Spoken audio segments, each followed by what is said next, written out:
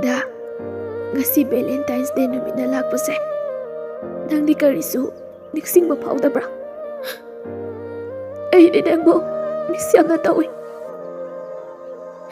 Nangna ibu thadoktuda chatkrabasu. Nangki nuksibadi ifamdagi mangdriye. Nang ay Valentine's Day numita nagsu aige aisu nagi.